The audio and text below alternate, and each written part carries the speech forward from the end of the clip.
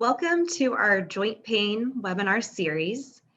My name is Sarah Hibner, and on behalf of Premier Health and Premier Health's orthopedic specialists, I'd like to thank each of you for attending this evening. We're so glad to have you with us. Tonight, we're here to discuss joint pain. As you may know, joint pain is a common issue for many. You are not alone. The good news is there are options available to help reduce your pain, increase mobility, and get you back to the activities you love. Our physician expert, Dr. Louis Okafor, will give a brief presentation this evening on those options.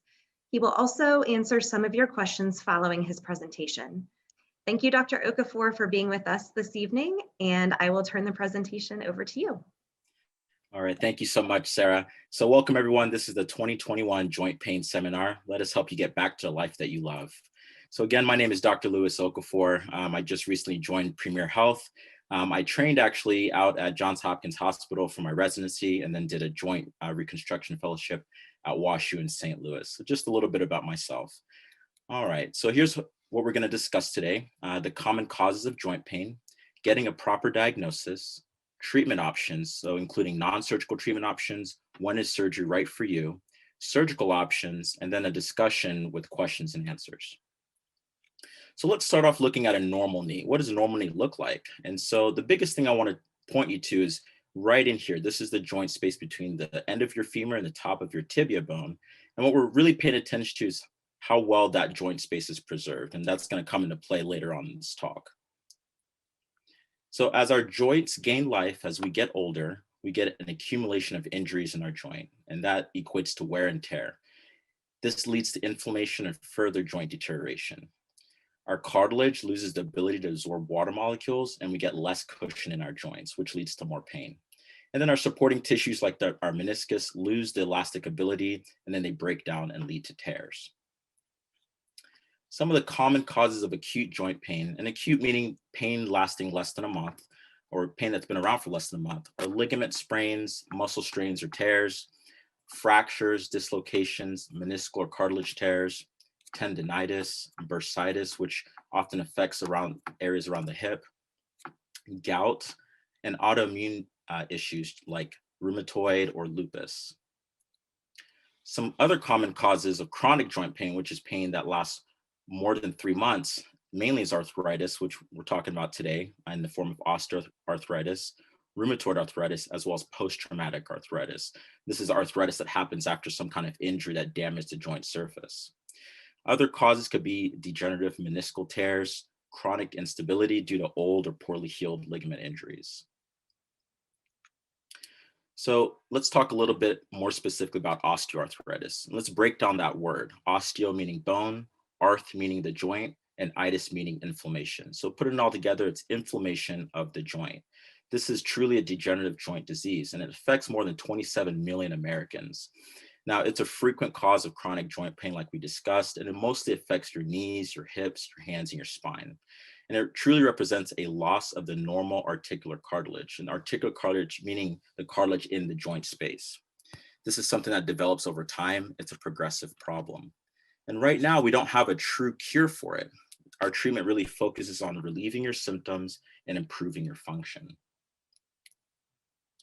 So what are common symptoms of an arthritic joints? Well, the most important thing and most things that people feel are an increase in your pain.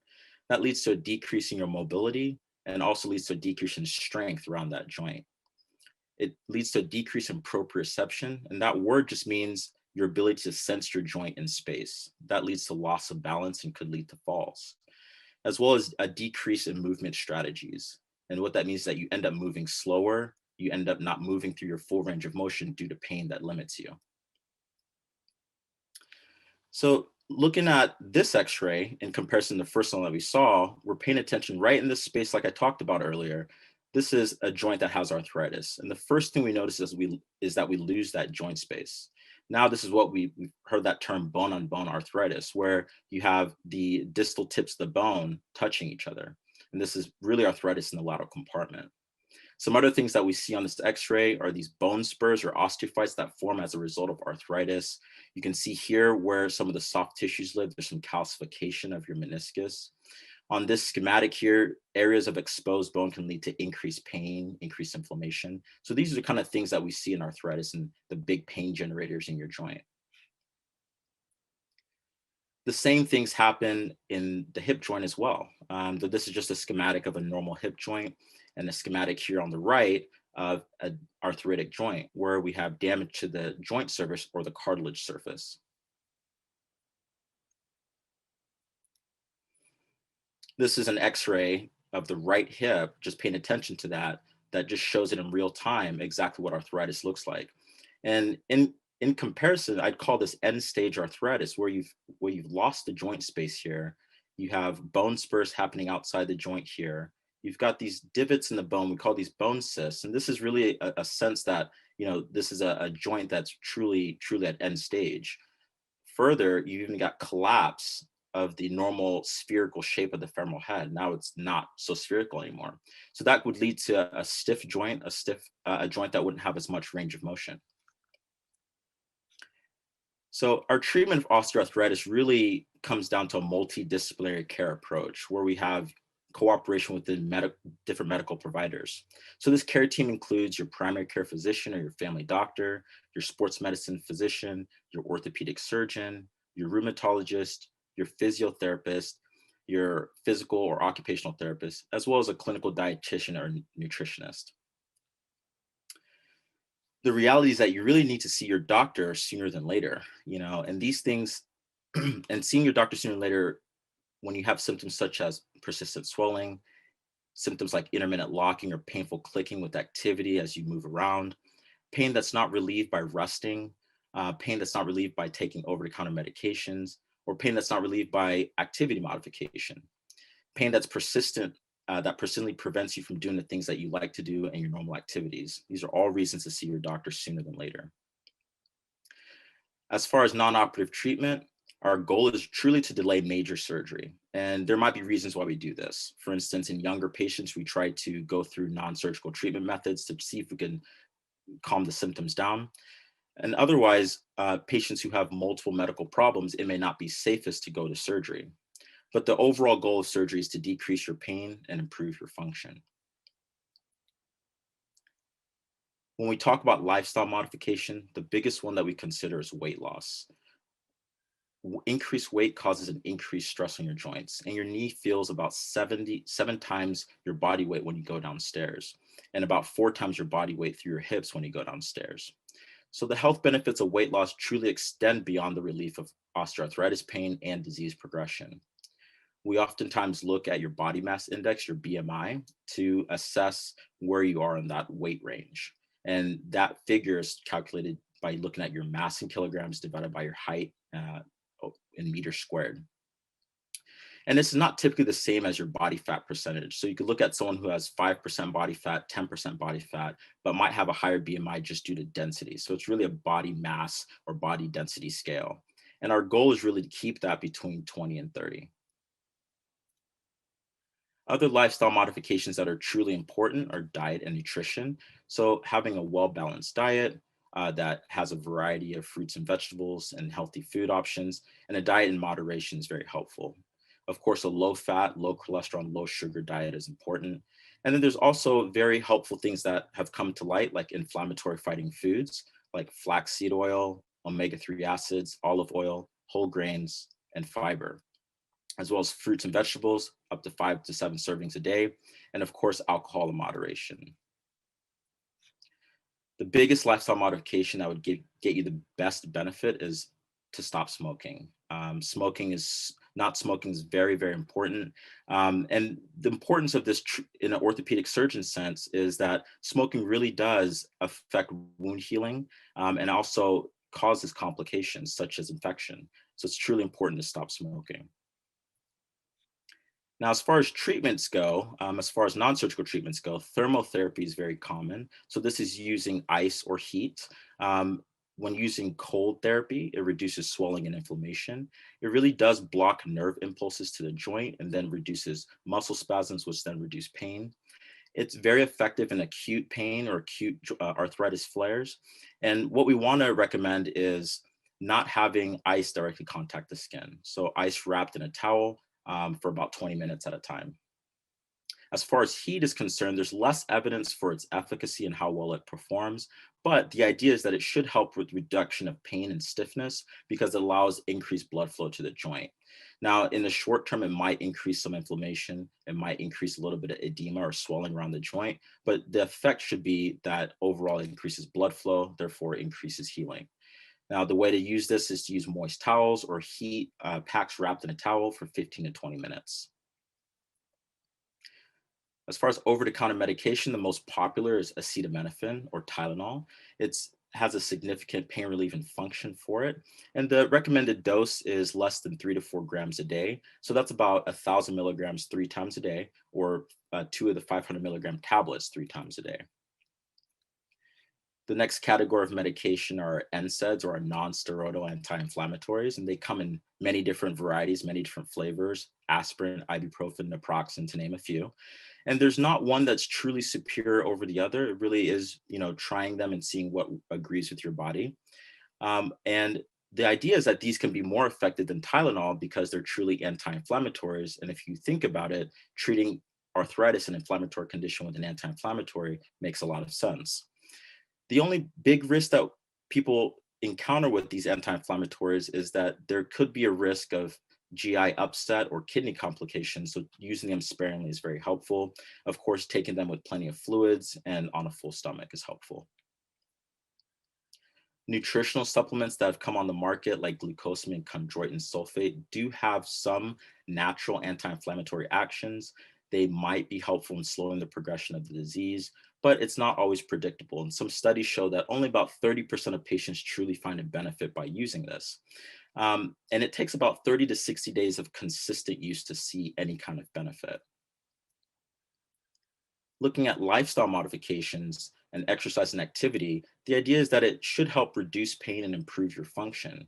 I often tell my patients that people in motion tend to stay in motion. And the idea is that this helps facilitate your weight control, it increases your energy, and it also has some psychological and social benefits.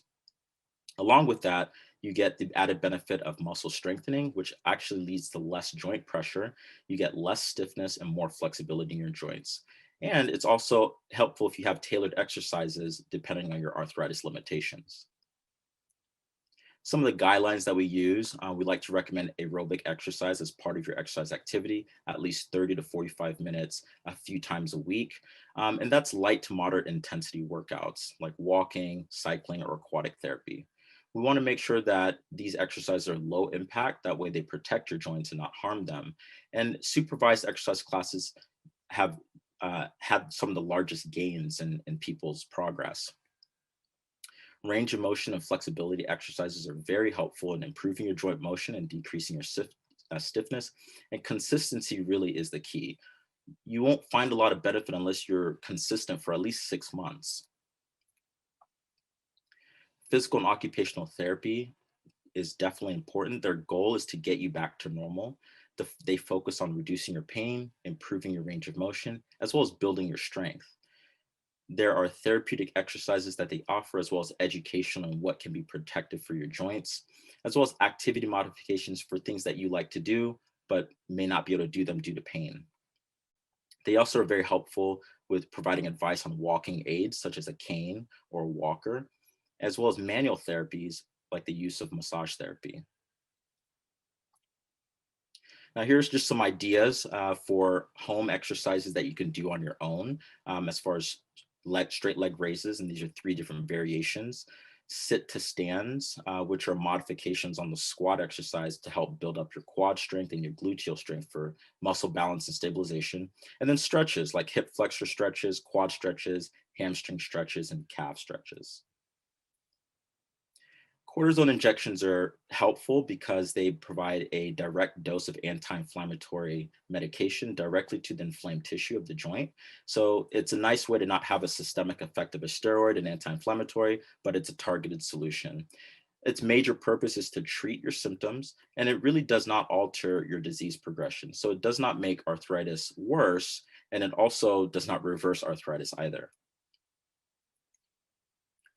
Viscosupplementation, or it's colloquially termed word gel shots. They come in many different brands and flavors such as Synvisc, Euflexa, Durolane. This is based on a natural occurring substance in your joint. There are many types and many formulations that are provided. They do have some theoretic benefits. They enhance the viscoelastic properties of your joint. And all that really means is that it enhances the synovial fluid of your joints, which is a lubricant that allows your joints to glide better. The idea is that if you can reduce some of that friction in your joint, then you could potentially reduce some of the joint pain that you're having. So what's next? Your joint still hurts. What are your options now? Well, these are some questions to ask your surgeon at the time of your consultation. When will I know when it's time to have surgery? What are the expected benefits of surgery and for how long? What are the limitations after surgery? Can I expect to return back to my normal activities? Will I need physical therapy after surgery? What is the typical duration for recovery? And will I need assistance at home and for how long? Well, hopefully I can answer some of these questions by the end of this talk. So for surgical options, there are two major types of surgical options to treat osteoarthritis. One is arthroscopy, or I'd say joint pain really, but one is arthroscopy and the other is joint replacement, whether it's a partial replacement or a total replacement. As far as arthroscopy, you might have heard people talk about cleaning up the joint or scraping out the arthritis. And the reality is that we use small pencil-sized instruments that are inserted through small incisions into the joint to look inside the joint, assess it, and then provide any repairs or debridement that's needed. The good part about this is that it's a minimally invasive approach. You can do it as an outpatient. There are low risk of complications and recovery is generally very quick. As far as the limitations, the bad part about it, the indications are limited. That means that it may not solve all problems. It's not necessarily a good treatment for arthritis, and it's better for treatment of soft tissue injuries like cartilage or meniscus. So it's truly best when your pain has lasted for less than a year, you're having mechanical complaints, new onset of popping, locking, catching of your joint, or your joint giving way. And the most important thing is that it's helpful when your joint space is maintained on the x-ray because those instruments do have to enter the joint. So when should you consider a joint replacement? Well, it's truly whenever the pain is affecting your quality of life and you're no longer able to do the activities that you like to do. It's also when conservative treatment has failed and when the expected results are worth the risk.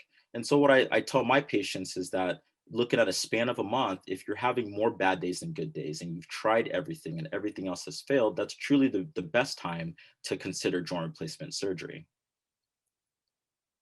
When we look at knee replacements, 750,000 knee replacements were performed in the United States alone. And that's a combination between partial knee replacements and total knee replacements. When we look at the partial knee replacement, this is a replacement that only repairs part of the knee. So if we look at this x-ray here, the medial compartment is compressed, the joint space is narrowed. And so this is a one compartment type of arthritis. Therefore, the treatment would be a partial knee replacement. And so this is just a schematic of the partial knee replacement design. And here is restoration of your joint line and restoration of the anatomy, leading to a great outcome.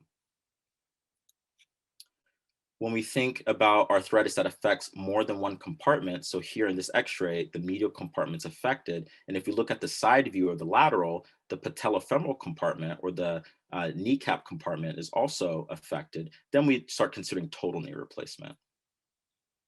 And in this image, it shows excellent restoration of the joint space where we recreated it using this total knee replacement.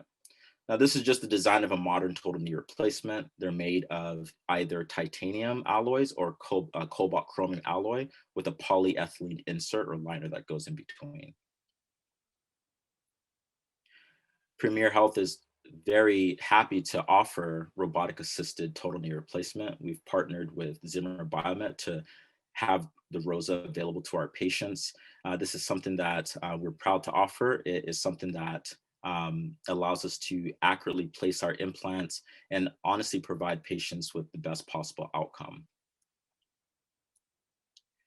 When we look at hip replacement, over 400,000 hip replacements are performed in the United States. And here, this right hip is the affected hip. and I'll show you on the next slide what we do for that. So for hip replacement surgery, it entails making a cut in the femoral neck and resurfacing the socket of the pelvis to insert again, titanium implant, or titanium alloy implant, or cobalt chroma alloy implant into that. And our bearing surface is ceramic on a polyethylene liner. And these are just some after images of what that looks like after surgery, okay? So excellent restoration of the hip anatomy.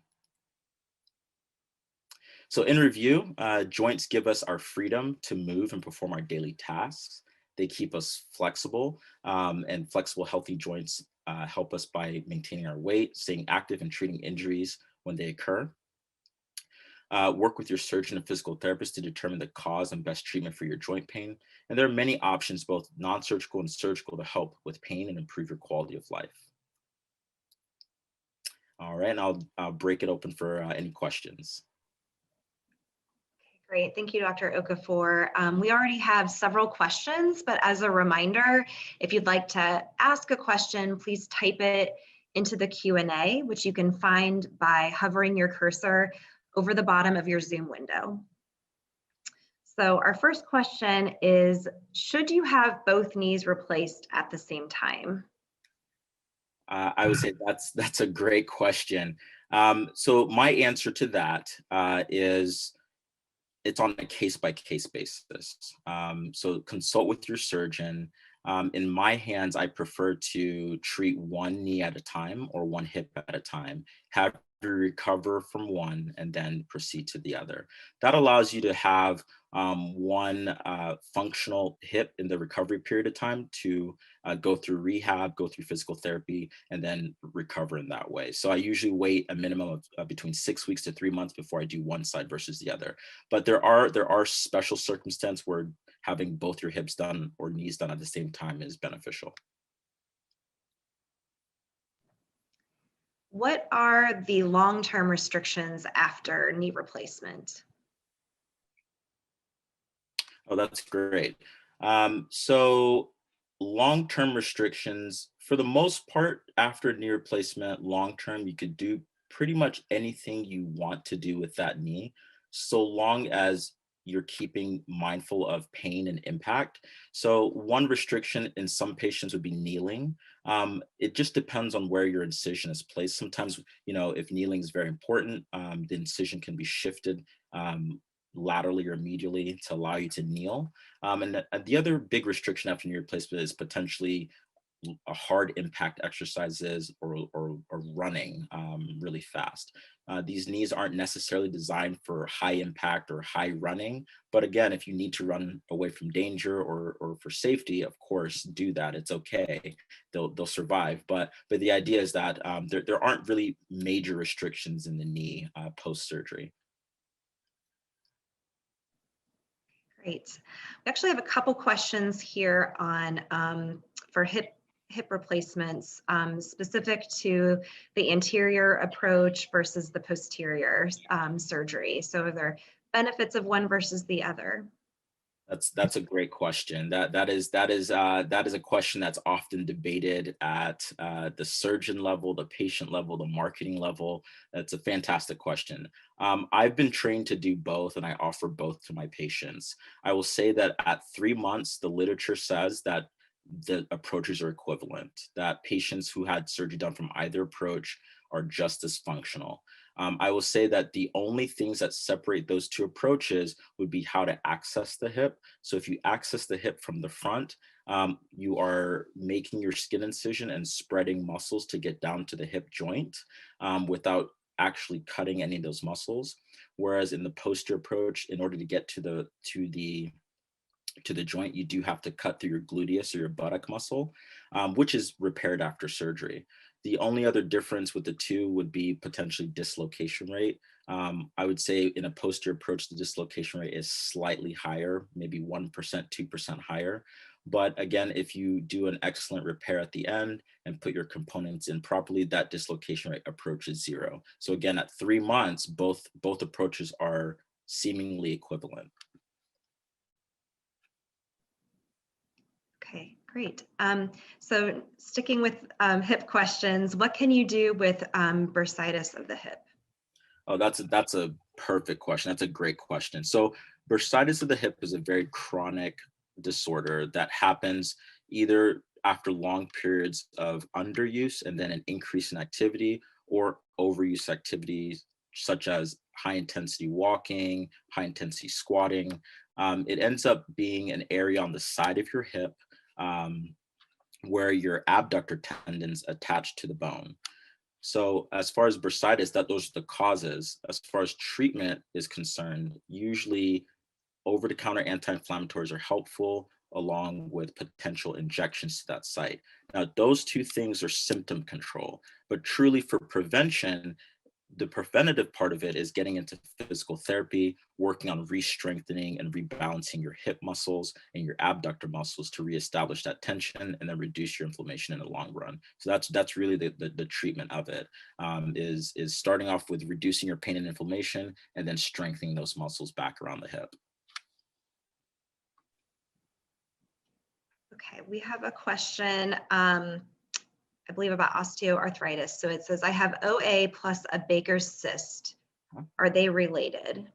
Yes, they are related. So the Baker's cyst is usually an outpouching of fluid behind your hip joint capsule, and it's usually caused by arthritis or anything in the knee that causes increased joint swelling. And so because there's so much pressure inside the joint, it escapes behind the knee and causes that Baker's cyst, which is often painful.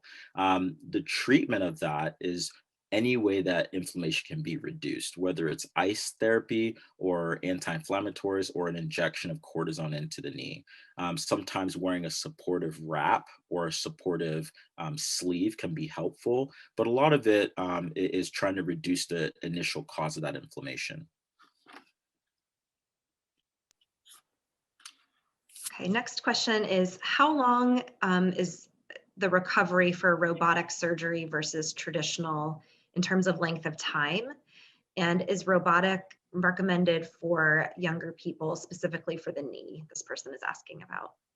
That's a great question. I would say that in general, the recovery is about the same. Robotics definitely doesn't lengthen your recovery at all. In some ways, it could actually shorten your recovery. If you think the idea is if we put the implants in a very perfect position, which the robot allows us to do very precisely, then the idea is that ideally you should have less pain, better function, and ideally recover quicker. And so that's kind of the idea with the robot itself. But overall, that the benefit would be that your recovery would be slightly quicker. I would say, I would argue that would be slightly quicker. Okay.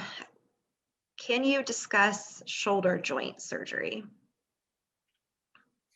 Since I'm not a shoulder joint specialist, I would have to defer to one of my colleagues. But in brief, the advent of shoulder replacement has been around, not nearly as long as hip or knee replacement, but shoulder joint replacement does very, very well. And the same disease process is there. It's osteoarthritis of that shoulder joint, pain, decreased range of motion.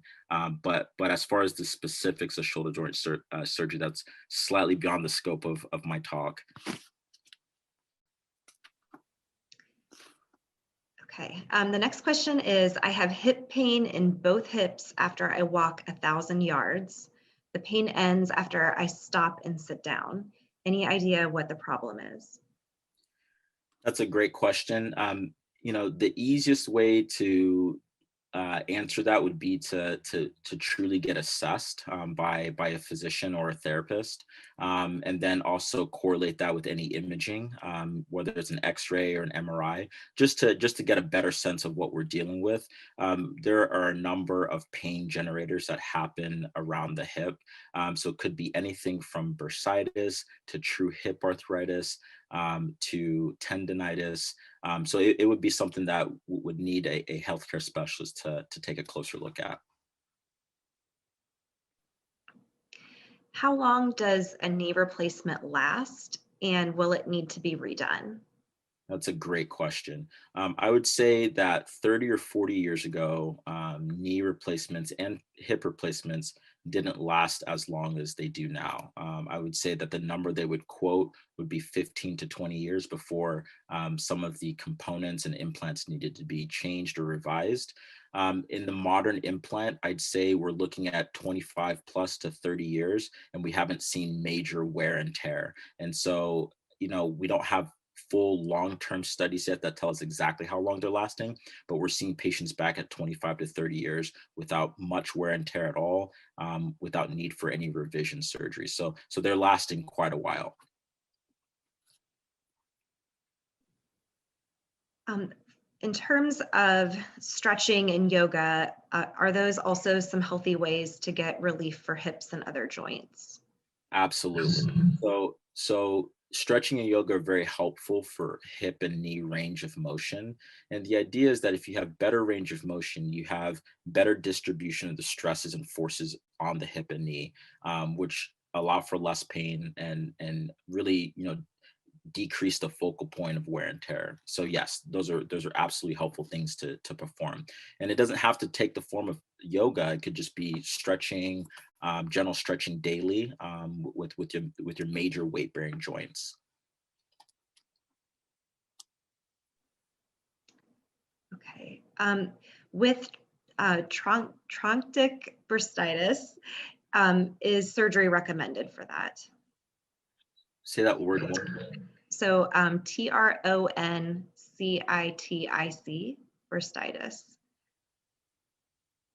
So for bursitis in general, surgery is not typically recommended, although for long-term chronic cases that are refractory, it usually comes down to finding the cause of the bursitis. So usually an MRI or some kind of advanced imaging is recommended.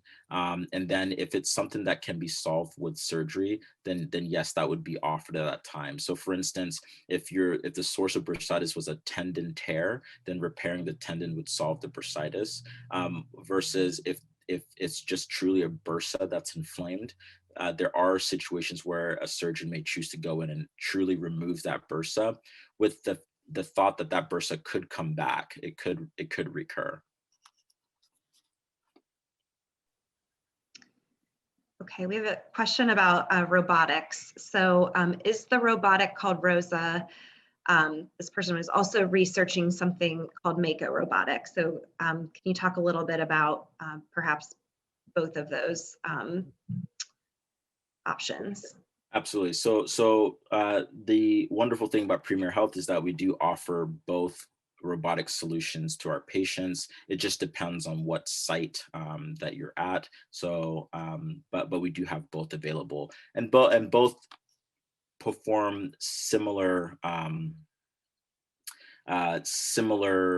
surgeries in general. For the Rosa itself, right now we're approved for the knee application. So we do mainly robotic knees with that. With the Mako Smart Robotics, it's approved for both hip and knee arthroplasties and partial knee arthroplasties. And so at this moment, just by general approval, the Mako robot has a few more applications that it's used for, but both are fantastic instruments that allow us to put our implants in very precisely. Okay, the next question is, I'm 72, have always been pretty active, and I'm new to joint pain.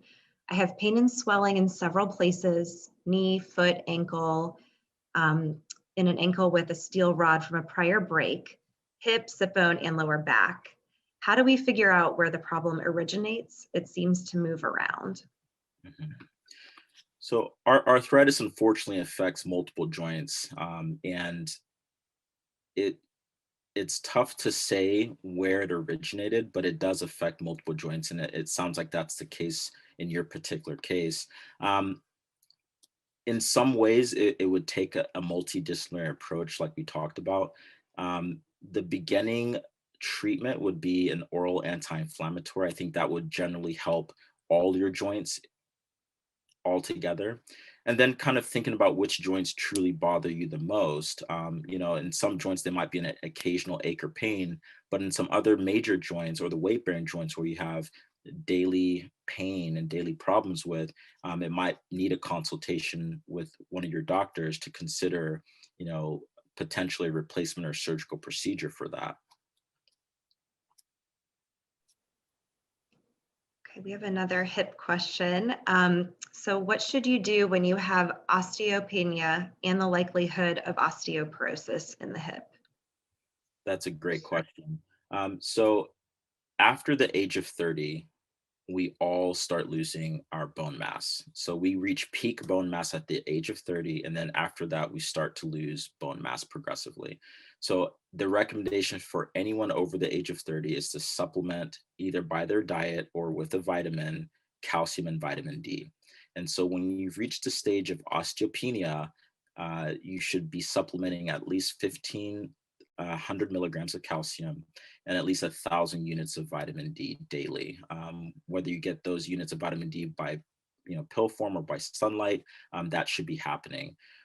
When you reach the level of osteoporosis, which is the advanced stage of osteopenia, then I think a consult with your primary doctor or your orthopedist would be very helpful. There are some medications on the market that can help with bone strengthening. And it's just a little bit different between males and females, but that's kind of the start of that workup. But absolutely supplementing those nutrients are helpful, calcium and vitamin D. What is the benefit of bone spurs removal? It really depends on where the location of that bone spur. If that bone spur is causing a lot of impingement in your joint, there could be quite a bit of benefit from removing that. There are some joints that, such as in the fingers, the ankle, etc., that are not amenable to replacement, and the better treatment would be to go in and remove bone spurs. Now, in early arthritis or an arthritis where your joint space has not collapsed, performing a knee scope or a hip scope or arthroscopy would be a great way to clean out the joint, remove some of those joint spurs. Now, as part of hip and knee replacement, when we go inside your joint, part of the procedure of replacing the joint is to remove those bone spurs as well. So it just depends on at what stage the bone spurs are discovered. And if it's early enough to do a minimally invasive smaller surgery, then that would be the case. If it's later or an advanced stage of arthritis where we're doing a replacement, we just remove that as part of the procedure. Okay, we have a question about ibuprofen. So how much ibuprofen would be a reasonable amount on a daily basis? And have heard long-term use can cause other issues. So that's a great question. The recommended dose for ibuprofen, at least the therapeutic dose for ibuprofen, is a short limited trial for up to 2 weeks of 800 milligrams of ibuprofen 3 times a day. And then after that short period of time, it's really good to consult your primary care doctor, make sure your labs and numbers look okay, and then decide together if being on long-term anti-inflammatories is the helpful solution. Otherwise, after that, it's a better idea to take the ibuprofen or other anti-inflammatories only on an as-needed basis. You're correct.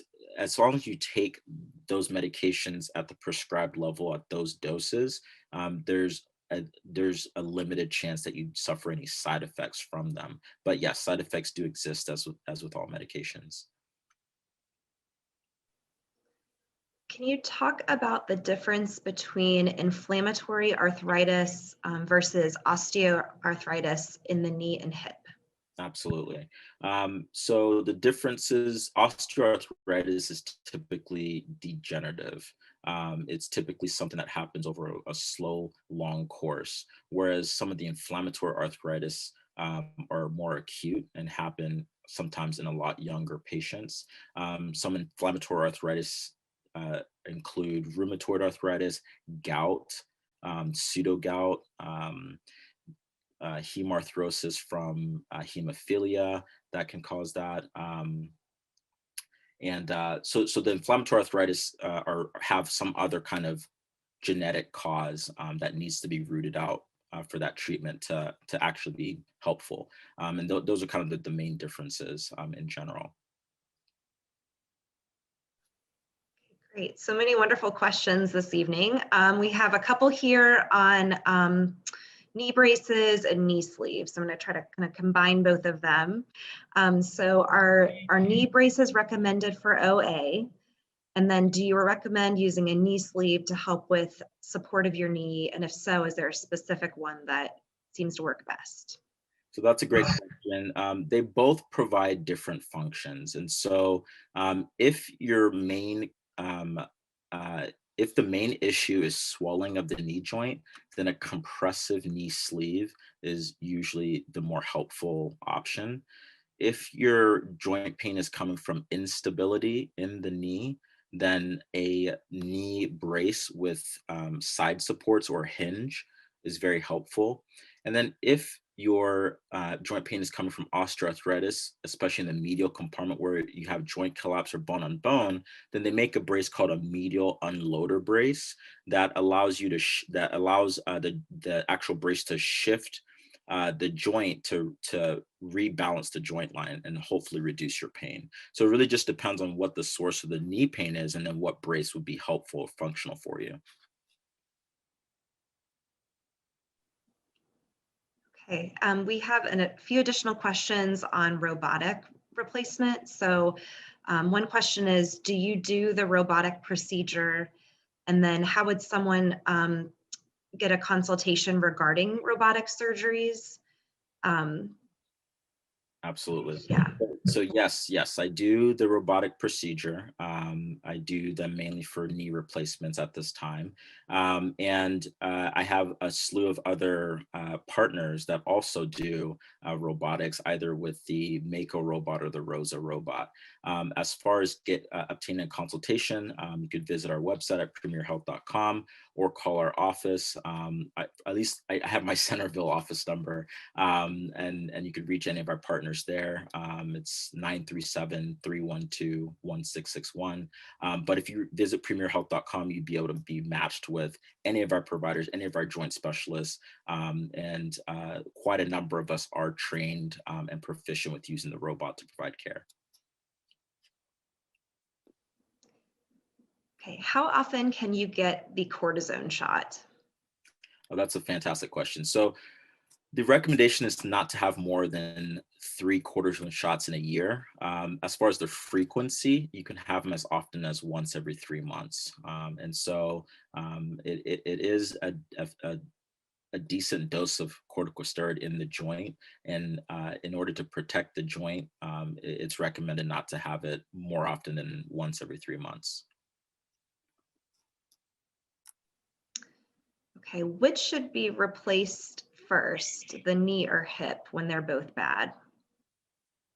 It really depends. In my thought, the hip should be replaced first, but that's just a preference. But really, I talk to the patient and find out what joint hurts the most and where most of their disability is coming from. But I generally find that if the hip can be restored, a lot of hip pain tends to refer itself down to the knee. And oftentimes, when the hip mechanics are restored, then the knee mechanics improve substantially. After hip surgery, how long until you can walk up and down the stairs? That's a great question. So I'd like to say day one. So after hip replacement surgery, you work with physical therapy and you're walking the same day of surgery. And the therapist often teaches you how to get up and down stairs before discharging you home. So I'd like to say day one. Now that is, the style of walking up the stairs is using the non-surgical leg to step up and then bringing the surgical leg up to that same step.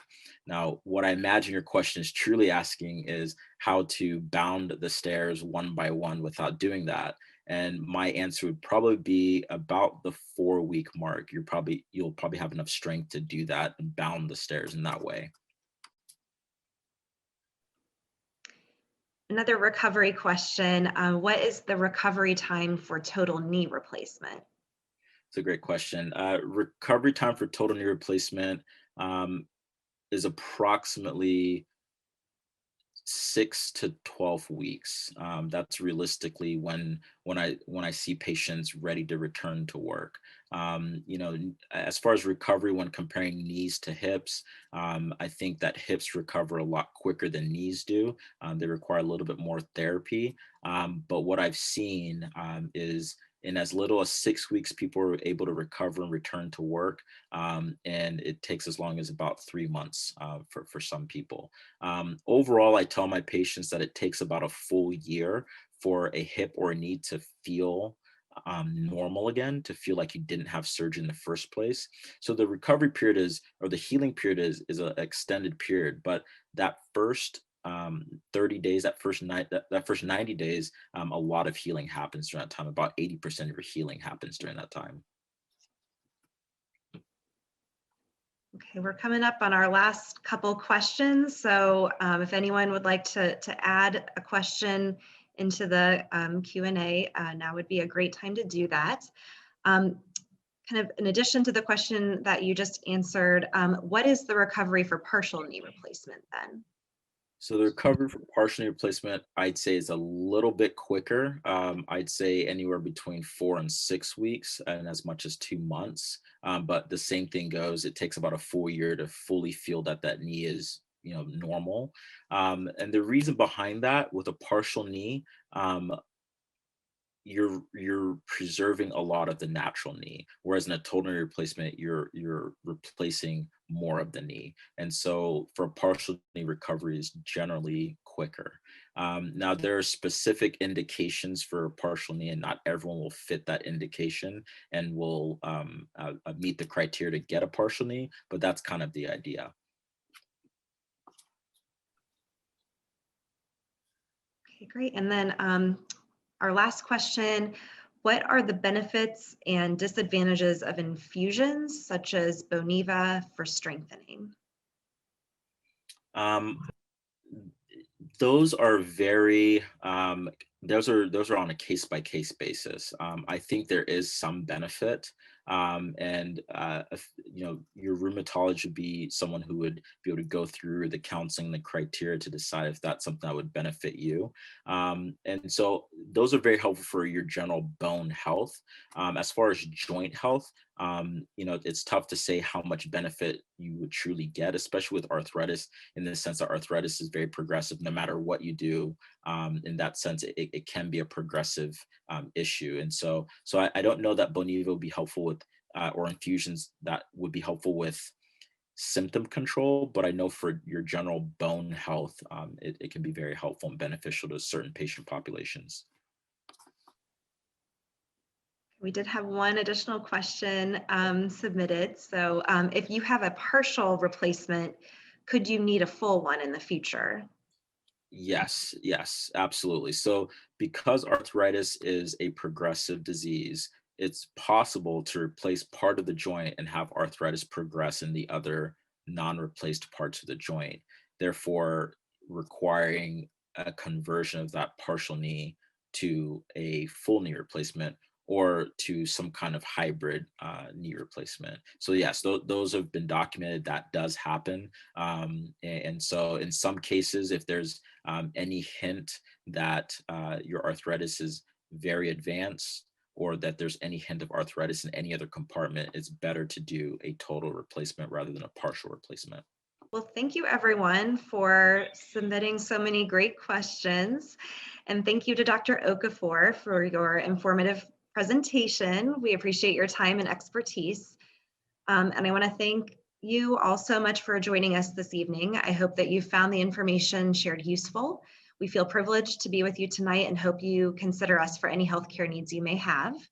If you'd like to learn more about Dr. Okafor or his practice, Premier Orthopedics, you can visit premierorthooh.com.